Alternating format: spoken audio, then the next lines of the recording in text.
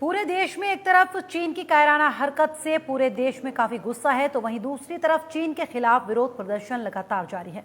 सामाजिक संगठन चीन का पुतला दहन कर रहे हैं, वहीं राजनीतिक पार्टी के लोग भी चीन का पुतला फूंककर चाइना के सामान का बहिष्कार कर रहे हैं। इसी कड़ी में पीस पार्टी के कार्यकर्ताओं और पदाधिकारियों ने भी चीन के राष्ट्रपति का पुतला फूंका, जिससे हमारे संवाददाता नदीम शाहीन ने खास बातचीत की। चीन भारत के हमले को लेकर लगातार लोगों में विरोध प्रदर्शन नजर आ रहा है। ऐसे ही गाजियाबाद में कई तस्वीरें नजर आई थी जहां पर लोगों ने चाइना का सामान रखकर उनमें आग लगा दी थी। ऐसे ही यहां पे भी देखा जा रहा है। गाजियाबाद के डासना इलाके में हम इस वक्त मौजूद हैं।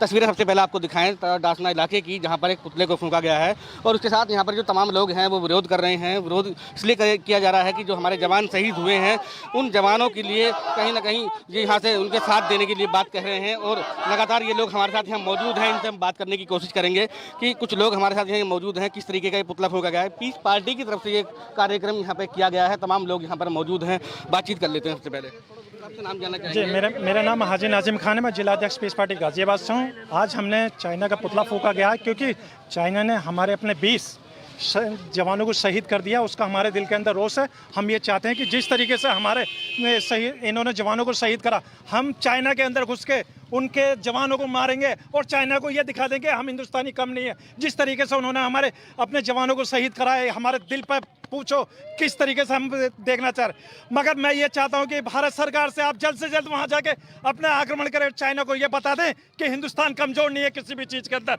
हमारे दिल के अंदर आग लगी हुई है क्योंकि हमारे आर्मी के जवान शहीद हुए। मगर ये मैं आपसे ये कहना चाहता हूँ कि मोदी सरकार को पूरी तरीके से हिंदुस्तान की आवाम के साथ मिलकर जो आवाज़ आ रही है चीन के ऊपर आक्रमण करना चाहिए। भारत सरकार से हम सबकी विनती है और ये जनता यही चाहती है कि चीन को जल्द से जल्द जवाब दो, उसके ऊपर आक्रमण करो। जिस तरीके से उन्होंने हमारे आर्मी के जवान शहीद करे, हम भी उनके आर्मी के जवान को शहीद करके उनके चाइना के अंदर उनके घर के अंदर घुस के उन्हें मारेंगे। लगातार इस पर सवाल उठ रहे हैं, लोग भी इसका विरोध कर रहे हैं। चाहे गाजियाबाद की बात की जाए या और जिलों की बात की जाए, तमाम देश भर में इसका विरोध हो रहा है। डासने में भी ये विरोध देखने को मिला है। गाजियाबाद की जगह है, डासना इलाका पड़ता है, जहाँ पर तमाम लोग आप इकट्ठा हुए हैं। पूरी तरीके से यहाँ पर लोग और भी इकट्ठा हुए हैं। किस तरीके से देखना चाहते हैं कि क्या इसका विरोध किस तरीके से आगे पहुँचना चाहिए, क्या सरकार को जवाब देना चाहिए? हम ये चाहते हैं कि सरकार से कि आप आगे बढ़ो, हिंदुस्तान की जनता आपके साथ है। जिस तरीके से आपने पुलवामा अटैक का बदला सर्जिकल स्ट्राइक से लिया था, उसी तरीके से हम चाहते हैं कि आप चाइना के ऊपर भी अटैक करें। हम ये चाहते हैं कि आप इस तरीके से आगे बढ़ो, पूरी भारत की जनता आपके साथ है।